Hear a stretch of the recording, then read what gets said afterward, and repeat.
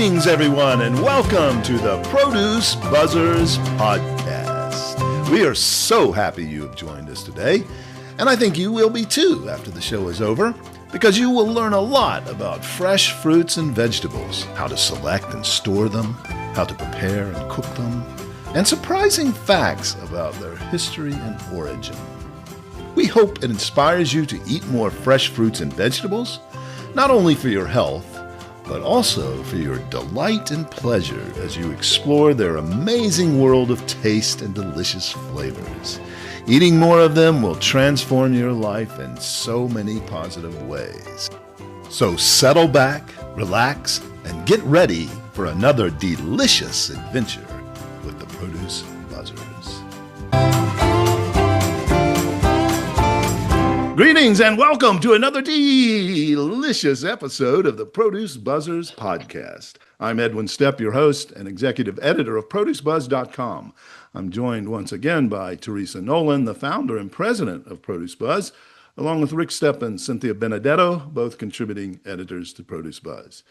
Now, we are especially excited today because joining us once again is one of our most popular guests. Actually, he is our most popular guest, and a true fan of the show. He is one of the most respected voices in the produce world, Robert Schueller. Robert is the director of public relations at Melissa's Produce, the largest distributor of specialty produce in the United States, offering virtually every fruit and vegetable that can be commercially grown. If it's fresh and edible, chances are Melissa has it, and Robert has told its story at some point. Known throughout the media as the produce expert, Robert has been featured everywhere from national TV segments to major newspapers, bringing insight, passion, and a deep understanding of the produce industry to audiences around the country. He's also the author of several books about fresh fruits and vegetables, making him not just a spokesperson for Melissa's, but a true educator and advocate for eating seasonally and adventurously. Today, Robert's back with us to talk about one of the most anticipated seasonal arrivals of the year, Hatch chilies. We'll explore what makes these smoky, flavorful peppers so beloved, how to get the most out of them in your cooking, and why their short season inspires so much excitement.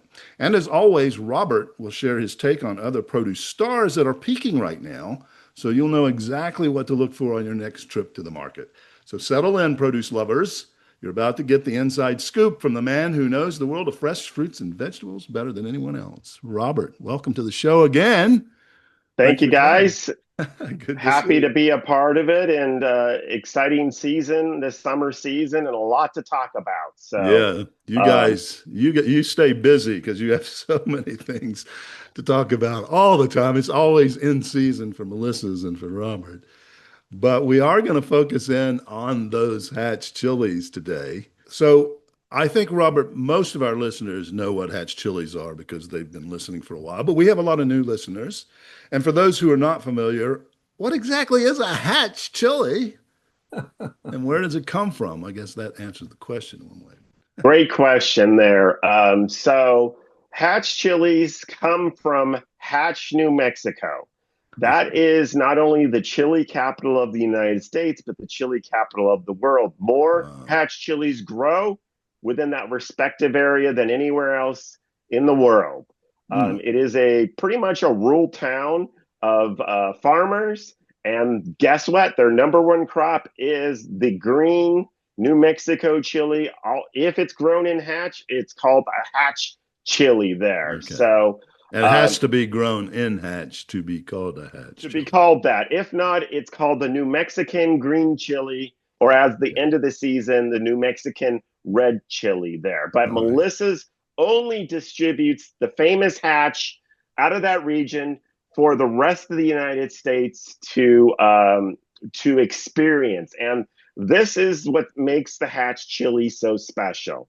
So it is a very thick-skinned and meaty variety. Because it's grown in altitude at about 4,000 feet, it experiences a different microclimate than that of how traditional chili peppers are grown. It experiences a 40-degree change, meaning during the day in Hatch, New Mexico, it's about 100 degrees.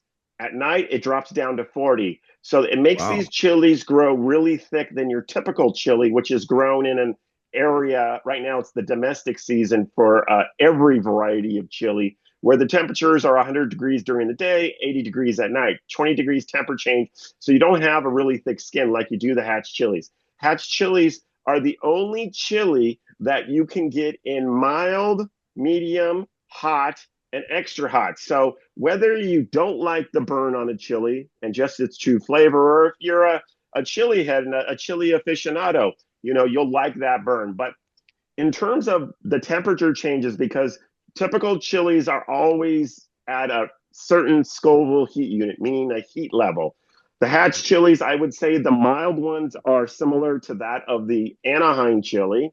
And also the Anaheim chili is the grandson developed from the hatch chili. And these hatch chilies have been around for over 140 years. Wow. And so the University of New Mexico had developed this variety that works in that area because of the altitude, because of its thickness. And then when it gets roasted, it's easy to peel. The soils are fed by the monsoon season and also along the fertile soils of the Rio Grande.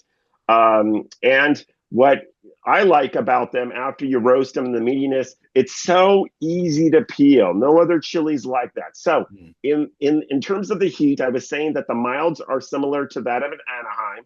The medium is below the heat of a jalapeno.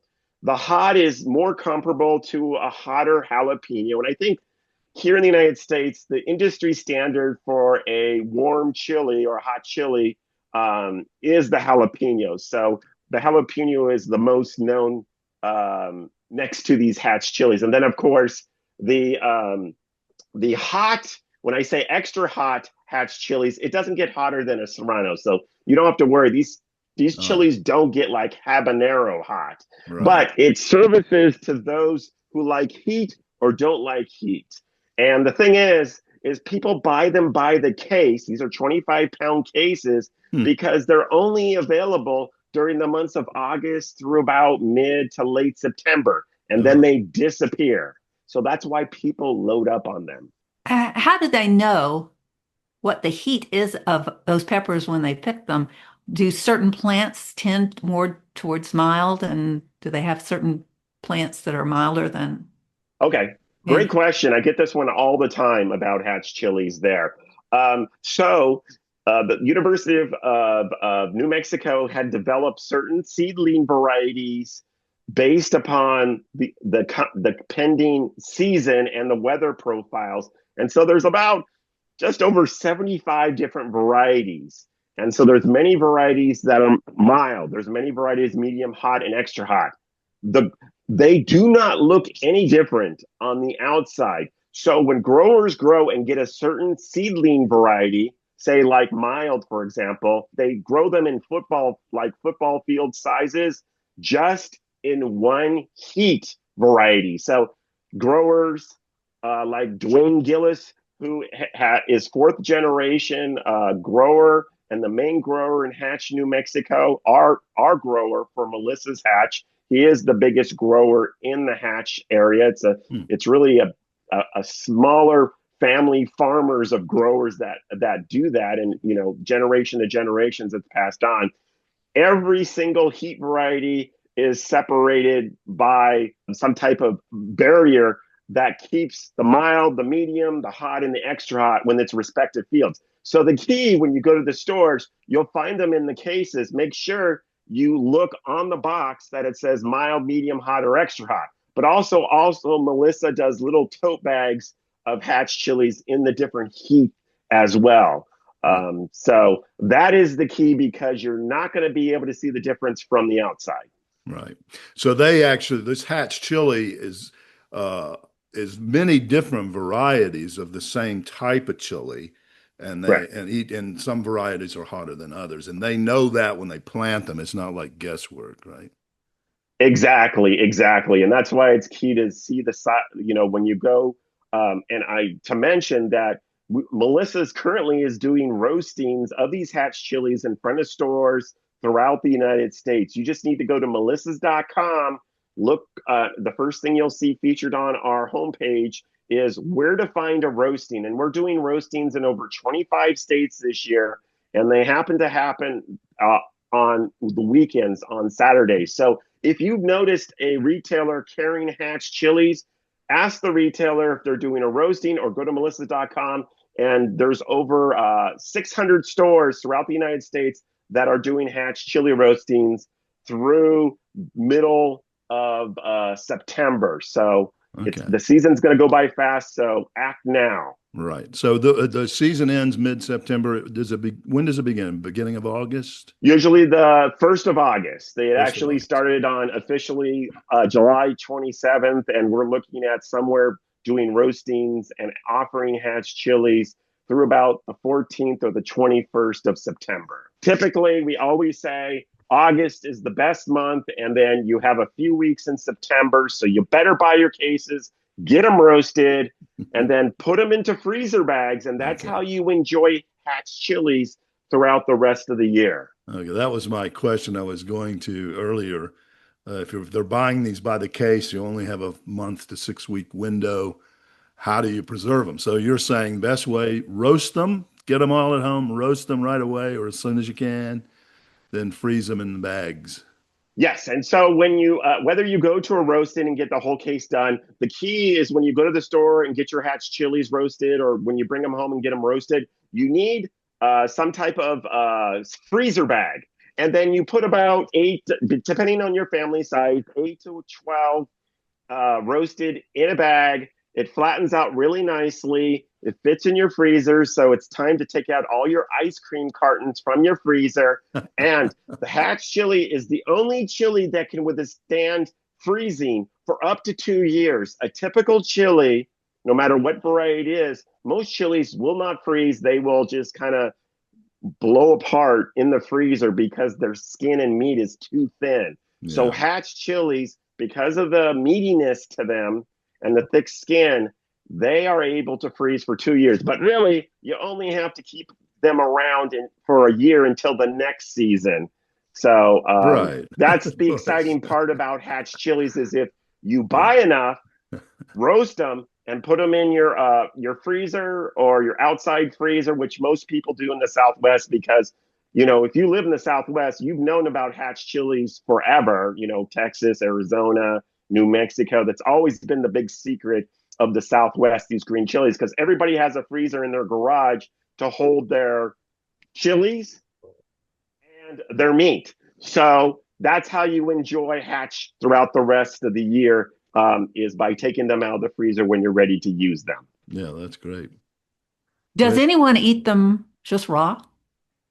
Typically, because of the thick skin, they're not usually enjoyed raw, but you can mince them up, cut them up without having to roast them, and use them in a salsa or use them in cooking. You can very much do that, because once they're roasted, if you add them to a soup or a stew, you only have to put them in last minute. They don't withstand a long cooking time.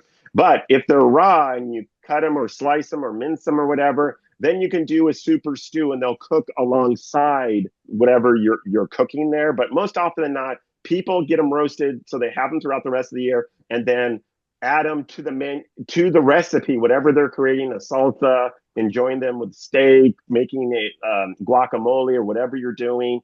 You use them right at the very end, just to heat them up, to get them warm if you're doing a warm recipe. So that's a good question. I get that question. But like I said, you're only going to be able to have them raw for about 6 to 8 weeks. So, and they only have a 2-week shelf life. So you're very limited to the amount of time you can actually cook or, use raw in recipes or cook with them. How do they freeze raw? Do they freeze well raw? No. You cannot freeze them raw. Okay. I've never heard of that. You need to get roast them. Yeah. Yes. Poblano, are they even remotely close? Are they cousins? Are they not even related? Can you make a chili relleno, if you will? Yes. The answer is yes. In fact, the Hatch chilies make the best chili rellenos. However, you bring up the poblano, which is also referred to as the pasilla.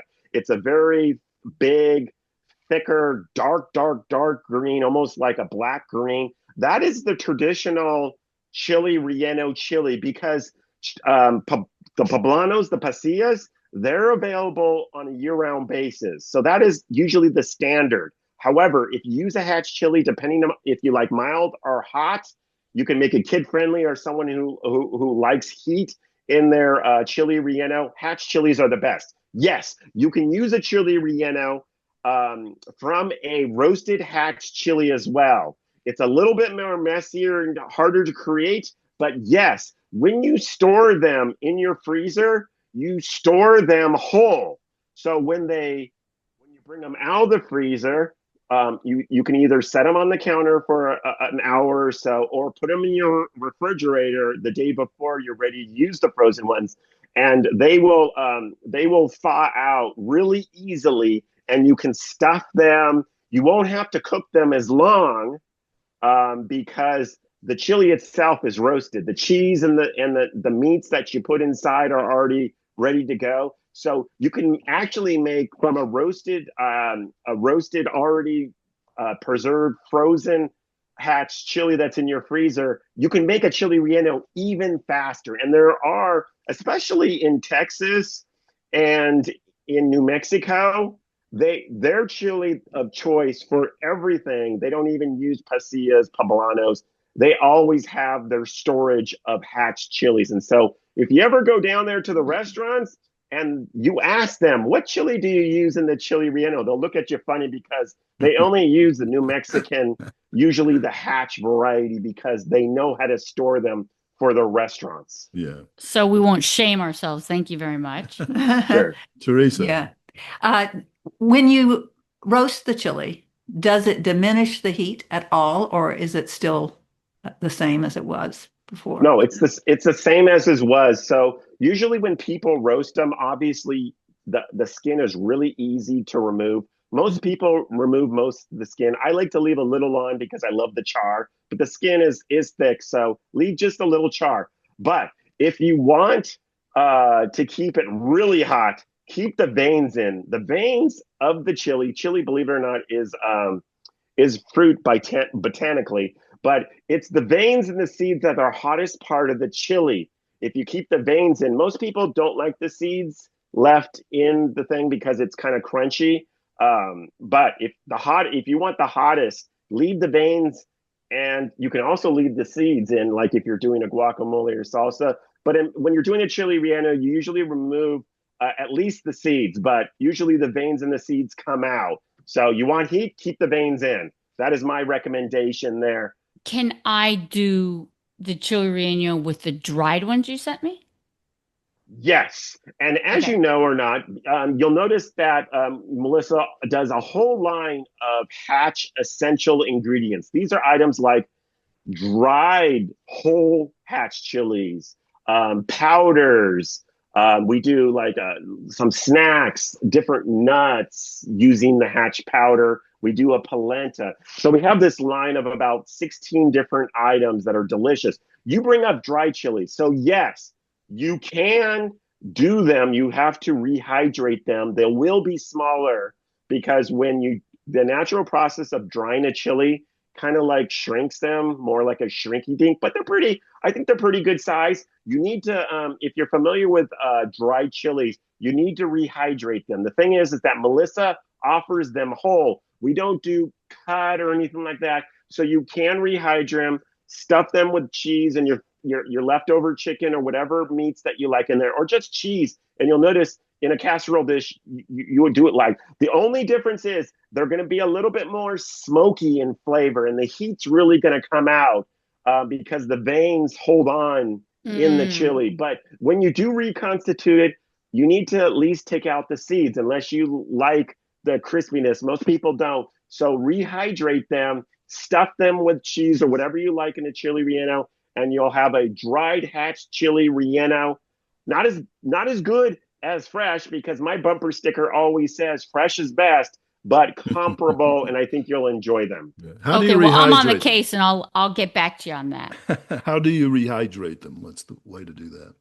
Well, there's a couple ways to rehydrate them. You can rehydrate them in water, faster ways to boil them off and stuff. One thing that happens when you boil them off is that you lose, you'll notice that the liquid, it has a reddish color because they're dried chilies there.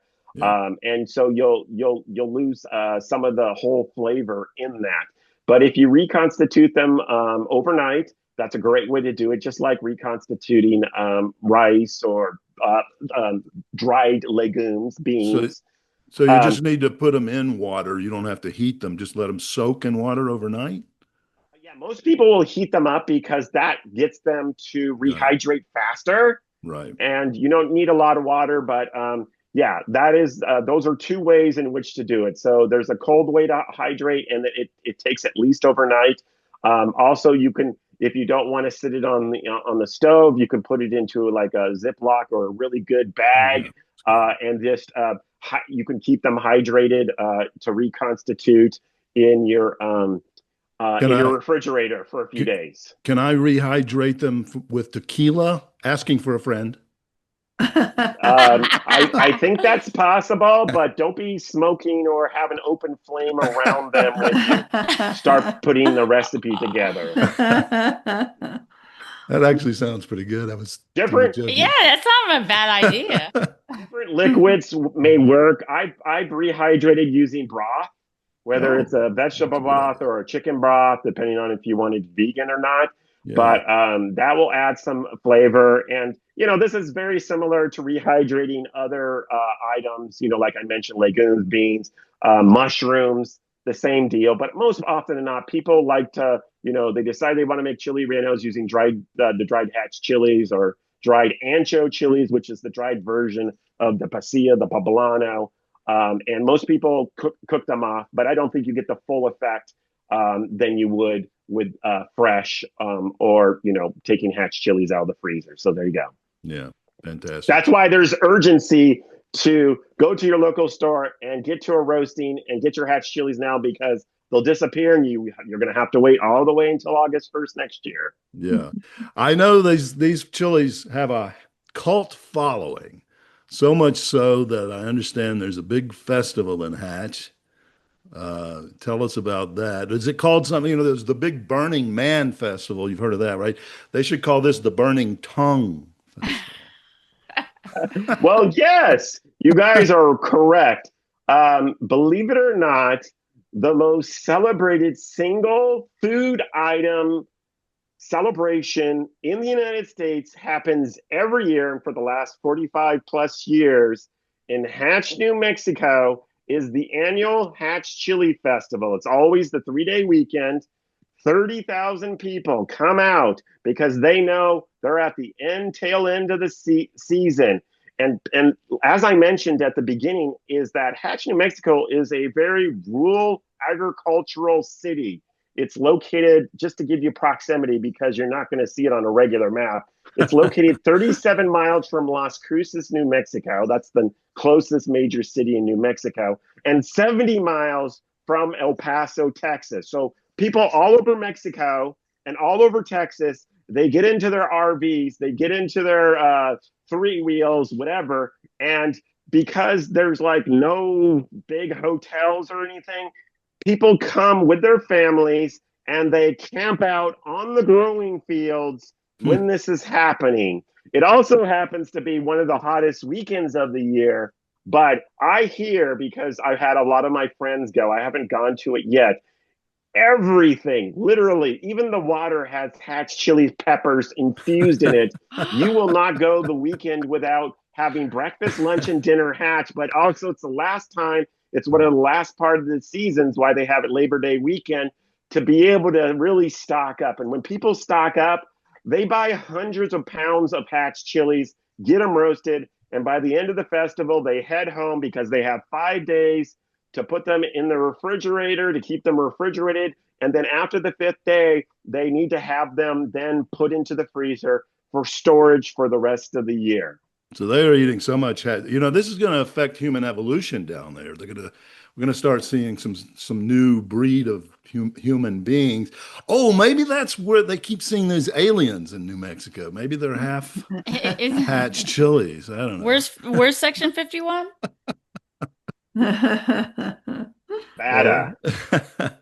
That's great. I'd love to get to that festival. That's amazing. It's the largest food festival in the U.S. Interesting. Yes. There's some other big ones. So I know you've got some great recipes for Hatch chilies on your website. Tell us about those. If you go to our Melissa's website, Yeah. melissas.com, you can put in the search feature. The first thing you'll see is Hatch, but you can just put in the search feature for recipes. And we've got about 20 to 30 recipes on there. Yeah. If you want to explore beyond the 25, 30 recipes that we have on our website, you can go to our website or online, like Amazon or whatever, and you can buy. We actually have 2 Hatch chili pepper cookbooks. Our first Hatch chili pepper cookbook came out just over 10 years ago, and that has 150 recipes. If that's not enough, we have a second book that came out 2 years ago. It's the Hatch Pepper Cookbook. One has a green cover, the new one has a white cover.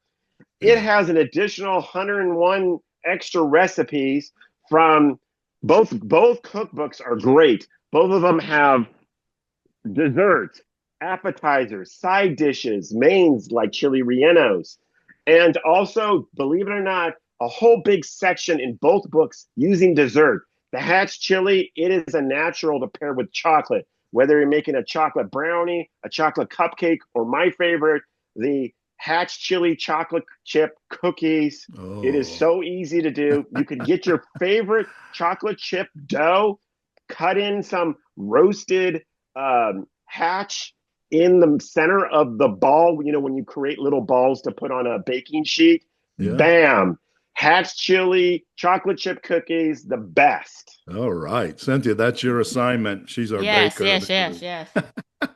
I noticed that they had it Yeah. was very well done. I was like, oh, I could do that. I could do that. Because And I'm like a big wimp on the heat. So I'm limited. But there were a lot of just beautiful, like, oh, I could do that. I could do that. yeah. And listeners, Robert very graciously sent us a beautiful gift ba basket uh, featuring a lot of their Hatch chili products. Beautiful basket. If you really want to send somebody something unique for a gift, uh, go to the website and order this because it is beautiful. It comes beautiful. It's so unique, especially if you know they like peppers. But the things in there are not all burning up. We had three. There's a nice Hatch chili salsa. There's 3 different flavorings of seasonings that you can made with Hatch flavorings that look great, and they're in different heat levels there as well. And the cookbook that he's talking about, that was so beautiful. Thank you, Robert, for sending those to us. So, It was so nice. It's like it was signed. yeah, and we got the polenta as well. I can't wait to try that. I love polenta, so we'll be getting onto that soon. So Well, if you go to melissas.com, the basket, you could just type in the search feature, Hatch at Home. It's a gift okay, basket tray. So that's an example that has a lot of the essentials in there. It doesn't have any of the fresh, but it has all the essentials, the powders, the snacks, the salsa, the polenta. It complements the cookbook. So you can go on there. I think it's like $75, $80 and send it to any of your friends who you're excited about trying the Hatch chilies, or you want to send it to a family or friend who's never tried Hatch chilies. And yes, yeah, you're correct. You don't have to be a hothead to enjoy them because most of the essentials are all like mild, kid right. friendly to enjoy. There are dried Hatch chilies in there. At least the package we got had some dried ones. So those will keep. And then, I've been enjoying the clean snacks. It's kind of like a granola bar cut into little chunks. I don't know. Robert can explain it better than me, but it's a nice treat. It's got just the right amount of heat. It won't blow you away, but if you like a little heat, it's there. Yeah. So talking about the clean snacks, Melissa's has been offering the clean snacks. It's your only granola, but it actually it has no granola. It's all Uh, nuts, chia seed, flax seed, and there's Hatch chili powder infused in these what looks like little, larger size sugar cubes. yeah, And you'll find them in produce departments across the country. Typically during this time, the Hatch clean snack is our most popular for the 2 months that they're available. But believe it or not, the clean snacks are available Hatch or all their other varieties. We have about 10 different varieties, different flavors on a year-round basis in your local produce department. Check them out. Yeah, they are delicious. They've got a lot of different flavorings for those, and they're just the right size, I think, for snacking. Is there a Hatch ice cream? We actually have it in the cookbook, in one of the cookbooks. I'm not sure if it's in the new or old. It might be on our website, but this is so easy. You can get the Hatch chili powder. There's 2 different varieties, green and red, and you can get it in mild or hot, depending on it. As simple as getting your favorite carton of vanilla ice cream. It also works really good on any chocolate one, like Rocky Road, that has marshmallows and nuts, or it's just plain chocolate. I mentioned that Hatch chilies pair so good with ice cream, but I would recommend the powdered shaker on your favorite ice cream. You can make it as easy as that, or you can make it from scratch, and the recipe's either on our website or in the cookbooks. Yeah, so check that out too. Great. All right. We'll have to see how that tastes. That sounds good to me. I was telling them a few weeks ago on another podcast that once I took my family to a Mexican restaurant, and the girls got some free ice cream, and one of them didn't eat all of hers. So I thought, I'm going to gross them out. So I took some of the salsa, the salsa they bring you with the chips, and I put it on the ice cream, and I started eating. I was going to try to freak them out, make them think, oh, Dad. And I thought I would be freaked out myself, but it was actually really good. So anyway, all right. So there are other things in season with Melissa's, as we said at the beginning. There's always many, many, many things in season, but Robert's got a few of his favorite that he's going to tell us about today. All right. Well, as you know, summer season is domestic season. So most of our produce for the United States during the months of like May through September is domestic. So Yay. one of the most recognized fruits of the season are grapes. And this is the time of the season where, you always see red and green grapes, but then all these other spectacular varieties during the summer season really makes their way out. It's kind of like the beginning of apple season every August, September. There's just so many different varieties, or pears during the fall season or whatever. But summer, you can't go without all these grapes. And I'm going to break it down for you because it becomes very confusing, because you go from the typical red and green to like a dozen different varieties. And I'm going to tell you right now, what are the best tasting ones to try right now.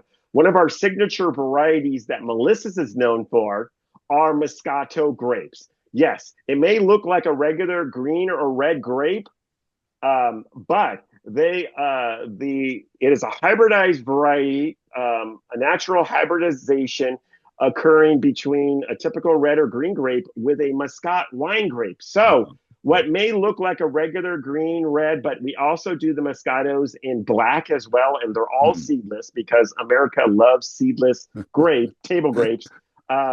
You'll taste sweeter than usual. So that's kind of a standard if some kids or some of your family likes red over green, or even I love the black ones, but typically only the black ones are available during the summer months. So look for Melissa's Moscato grapes there. I think you guys each got a sample of one of the Moscatos there. What do you guys think of them? We got the green. Yeah. Very good. Yeah. Oh.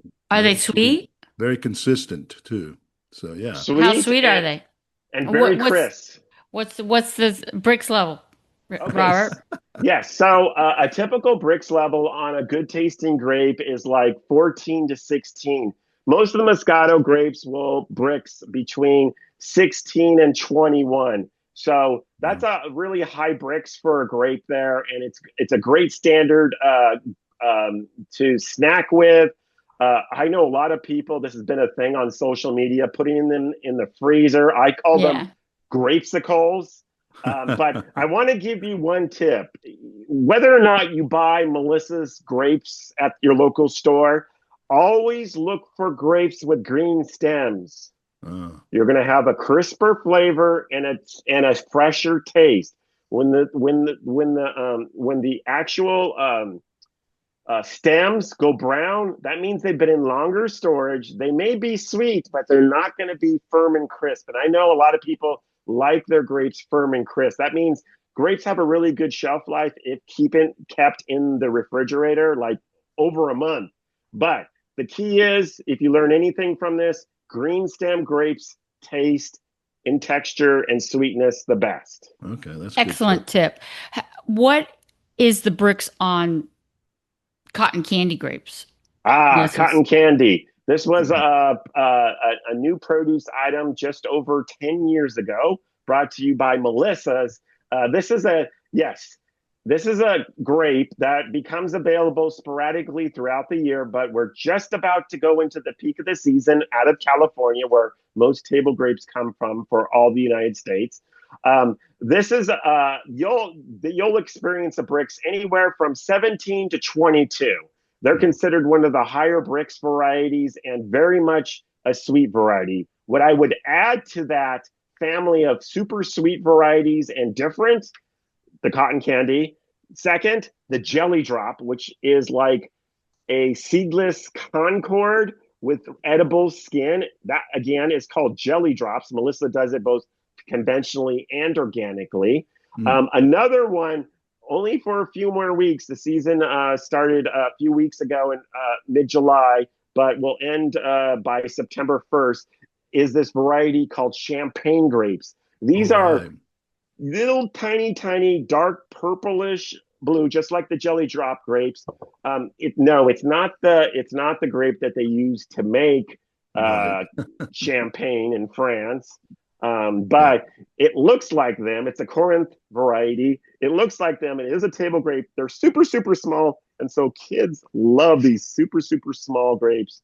Yeah. And they're very popular. We get a lot of requests for using them at weddings for their display or for their cake. So every July and August, we get a ton of calls and questions. And, they say my wedding is in December. Can I get them in December? The answer is no. Only mid-July through all of August, and usually by the first week of September, they disappear. So you better act fast. June weddings are out. Sorry. We're late. What about the moon drops?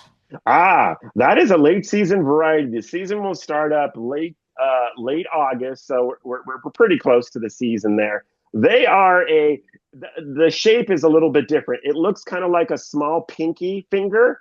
So that's why they're called moon drops. So they're long, about the size of your pinky, maybe a little bit smaller.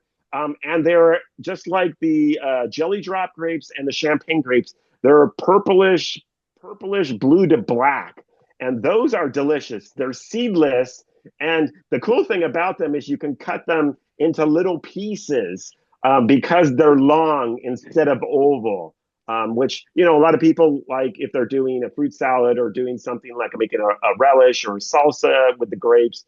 They're very easy to do with the moon drops. But I had mentioned I love dark black grape. I think that color allows for the grape. It's a sweeter variety. It's a firmer variety, and it's a more limited variety. If you've never had black grapes of any sort, whether champagne, jelly drop, moon drop, or just like black Moscatos or any black grape, try them out. I think you would love them. They're spectacular. They're definitely my favorite.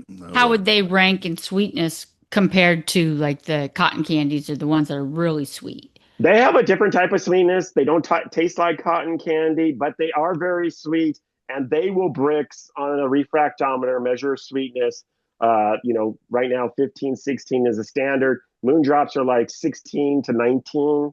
So they do get sweet. Yeah. But a lot of people are attracted if they buy them. Sometimes they're freaked out because they don't look like a perfectly oval or round grape. The unique feature is the shape of them. And this is a European Mediterranean variety that was brought, and we introduced it right around the same time as the cotton candy variety. They're not as popular, but they're one of my favorites for the table grape season. Yeah.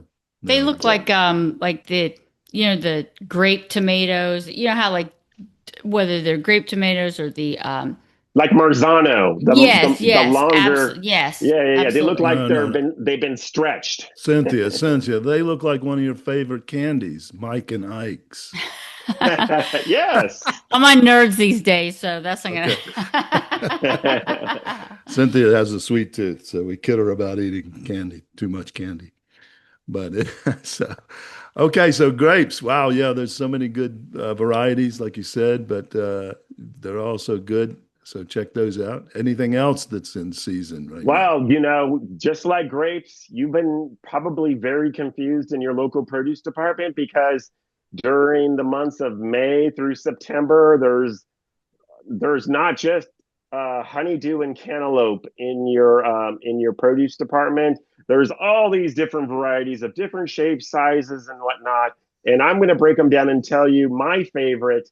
Uh, Summer is all about watermelons, and this is the cool thing. Watermelons taste their best, I would say, always from Memorial Day to Labor Day. But I think during the months of August, September, you get them for a very low price, and they seem to be the most sweetest. But this is the cool thing. Melissa not only offers, your traditional seedless red, but we do them yellow, and we also do a natural crossization of the yellow and the pink red variety. And so look for orange Oh, watermelons in your produce Ah, department as well. Everybody yeah. loves watermelons. We do the watermelons, like if you were a smaller family size, we're the company that helped introduce the mini watermelons, the baby watermelons that are Oh, about the size of a cantaloupe. yeah. We have those in both the traditional pink, red, and also yellow throughout the season, which is about 6 to 7 months out of the year in yellow. Not Right. yet orange, but we're working on that. So I think Okay. I think summer is most nostalgic for enjoying watermelon in the backyard for a summer picnic or barbecue or special event. And it's just so delicious and refreshing. Now, I would say in your traditional melon varieties, beyond your cantaloupes and honeydews, which, I think they're fine.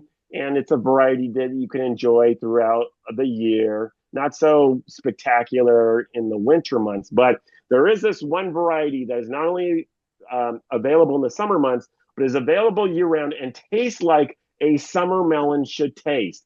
And that variety is called the Sharon-Tay melon. Sharon Tate. Yes, it is a smaller melon. It has a cream color to brownish skin with green striations all the way around. I think Hmm. maybe you guys might have gotten a Yep. sample of one of those. You sent us that. It Very is good.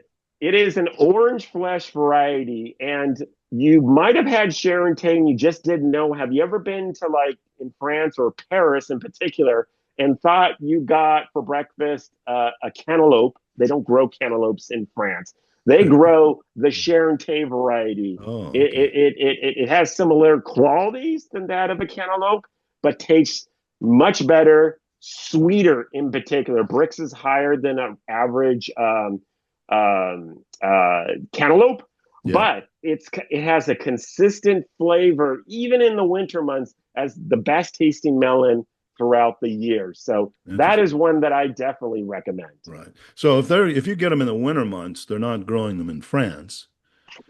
Where are they growing them? Actually, we a Frenchman 10 years ago found out that growing them in the Dominican Republic, which is closer to the equator, has the ideal growing conditions on a Hmm. year-round basis because of their proximity to Ecuador. And that's how we have the Sharon Tay melon available year-round. Now, there is a short season domestically during the summer months right now, but as soon as the domestic season ends, the imported season will kick back in, and you will be able to enjoy this melon not only during the peak of the season of all these different varieties like canary, orange flesh, lemon. There's all these different varieties, casabas, crenshaws, uh, hami. There's all these spectacular varieties. Each of them have their own size, shape, color on the outside, color on the inside, though most melons are somewhere between green, orange, yellow. There's some that have more of a white flesh to them, and each of them have their own flavor, sweetness levels. This is a great time to explore and find out what your favorite melon variety is now through the summer month. That Chanterrain is delicious. We cut it open and tasted it, very sweet. Looking at it though, from my expertise, I used to buy a lot of cantaloupes from my dad's fresh produce business. And if it had that green stripes on a normal cantaloupe, I wouldn't buy it. So I'm just pointing that out to our listeners. If you go look for these, don't be put off by the green stripes. It is ripe. If it's in the store, it's going to be ripe. Am I correct about that? Correct. So, just a couple of tips that I typically offer when trying to find a melon. You want to find melon heavy for size. Since melon has such a great shelf life, sometimes the bins of melons that come in have been in storage for a long time. So if you see two melons that are comparable in size, you always want to take the one that's heavier because it hasn't dehydrated as much as maybe the one next to it. Yeah. Another thing is, this is a key one, you want to make sure that the stem was pulled off. If the stem was cut off and there's a little mouse tail on it, meaning that there's still a stem, it is not getting to its true flavor. And then, of course, the second thing is, not all melons have this, but especially the smooth skin ones have sugar cracks near the stem end. Oh, yeah. Sugar cracks, they look like little brown cracks, like lightning bolts. The more sugar cracks it has, the sweeter it is as well. So there's three ways to find a better tasting melon. But, during the summertime, you're not going to run into that problem. I would only say from like in the import season from October until April, go with those because one, they're probably imported. They're not as sweet. They're a little bit more expensive. But right now, you're not going to have any problems with any of the melons you buy in your local store. No, Teresa.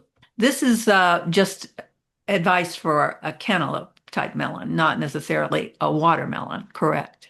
Cantaloupe and honeydew. Oh, I'll go one thing further in regards to watermelon. Okay, so the heavy for size. Again, watermelon has a really thick skin, just like other melons. And they store for like 2 months, believe it or not. You want to find one that's heavier, just like a regular melon. You want to find one that has the stem pulled off, not cut off. But here's an important thing on the melons. You're going to see a spot on the melon. If the spot is yellow in color, this has been trending a lot on social media. If the spot, meaning that is where it's grown on the ground, if the spot is yellow, that is sweet. If the spot is white, it hasn't sat on the ground long enough to give you that shade spot from sitting on the ground. There are some other things that are total on social media right now because watermelon, is in the peak of the season. But I think sometimes people go on social media and just make things up. And I'm going to just Really? I'm going to dispel that myth. For some reason, and I see this around the watermelon bins at your local stores, people are like thumping the watermelon, trying to listen for something. Right. I do not know what they're looking for. They're listening for a hollow sound. What exactly is a hollow sound? They don't know what they're listening You wouldn't for. want to listen to a hollow sound. You want a nice, heavy watermelon. So I'm dispelling that myth. Yeah. The second myth on social media is, how watermelons have stripes? Not all watermelons have stripes. On social media, someone's dispelling this idea that if the stripes are really close to each other, that it's going to taste better. No, that is the variety. Some of them have few stripes. Some of them have a lot of stripes.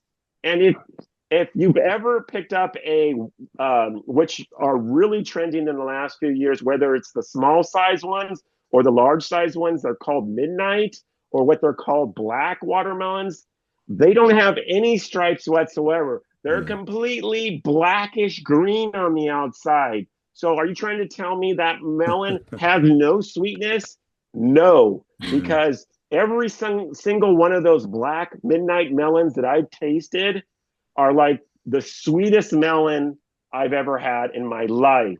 Yeah. So children, adults, if you learn anything, don't believe everything you hear on social media. If you listen to Robert, you're kidding me. if you listen to Produce Buzzers, different story, you will get the facts. Thank you, Robert. Oh, well, I used to buy a lot of watermelons for my dad's produce business too, by the truckload, trailer truckload. We used to sell a variety they called a gray. It was a long watermelon, very light green, no stripes at all. And Yes. those were some of the sweetest. They were not seedless, but those were some of the sweetest melons. I don't see those anymore. Do you ever see those, Robert, anywhere? The seeded varieties, which make up about now 7% of watermelons distributed in the United States, they all tend to go down to the Southeast. For some reason, the Southeast, I think it's a major league sport down there of enjoying the seeded varieties. Well, that's of what we grew up watermelon. with. You know, I never saw a Yeah. seedless watermelon, I don't think, Yeah. till I was in late high school or college. We used to buy we called them rattlesnakes, the long ones, but they did have the stripes. We called them Yes. rattlesnake melons, and then the grays. And I don't even remember. Well, we did have what we called sugar babies. Those were like the black, really dark green round ones. Yes. But other than that, there were none of those were seedless that I remember. So, And those were Well- the Charleston gray. Charleston. Okay. Yeah. Yeah, So I there's- think in the South, that's what we grew up, until recently. Well, back in the day, that sounds funny, but the watermelon. I remember my dad grew some watermelons as well at times, and I remember him telling me, Edwin, it takes 100 days to make make a watermelon. So you need 100. You need a long growing season. So up north, I think they could grow them in certain areas, but some places were too far north to ever grow them at all. So most of the watermelons were being grown in the South, and these were these old varieties. So anyway, I'm off on a tangent. People are passionate about watermelon. It's something really nostalgic about the summertime and watermelon. And Right. to know that there's so many different options. I mean, there's over 100 different varieties. Obviously, when they're round, they're seedless. And when they're long and oval, they're seeded. But most often than not, unless you're in the Southeast, chances are 9 out of 10 times they're always going to be seedless. And when you say seedless, you get those white tracer seeds in there. They're completely edible. I'm talking about the black seeds that will give you a tummy ache if you eat them. You only have to worry about the seeded varieties, which a lot of times are preferred there in the Southeast states there. Yeah. And as I understand it, the seedless cannot be grown without the seeded because they have to be in the same field so that they can be pollinated. Is that correct? Yeah, and every once in a while, we don't see people coming back to the store because it had 1 or 4 black seeds in them. But Mother Nature, as perfect as it is, growers, they try to get it to a science there. But you're always going to see, the white tracer seeds, which are soft edible seeds. But you will get a seed in there every once in a while. I dare you to get that seed and plant it in your backyard. You just need to have a lot of room. So if you can grow pumpkins, you can probably grow watermelon. Yeah, that's it. Yeah, Mother Nature is strange. Teresa and Rick and I are all from the same family, pretty much the same genes, grew up the same environment. But look how much prettier she is than Rick and I. Oh my goodness. Mother Nature plays the tricks. So, okay, Robert, we've talked a lot, but probably ought to let you go and wrap things up here. But you know what you have to do before you leave, right? You have to get punished. Okay, go for it. Oh, geez. It's time for I know. See, we don't even have to do it. He's like, oh, geez, he's already He knows. You asked some tough questions. So. Okay, it's time for homegrown. Teresa will lead us into it. Okay, so a man who was new to farming decided he would buy a farm in New Mexico. And it was pretty expensive, but it came with a lot of equipment and everything. So he thought, maybe I should grow hatch peppers. But then he decided he couldn't. Why do you think that was? Okay, so he move there, or he was Yeah, already yeah. moved there, wanted to get into farming. He's new, doesn't Yes. know anything about it. He buys this farm, got a lot of equipment, so he's deciding what to grow, and he's thought maybe hatch peppers. But then something brought him to a realization. Okay, Robert knows. Well, he can grow New Mexico chilies in New Mexico, but he can't grow hatch unless he's in Hatch, New Mexico. There you go. That's the correct answer. That's the correct answer. Yes. That is it.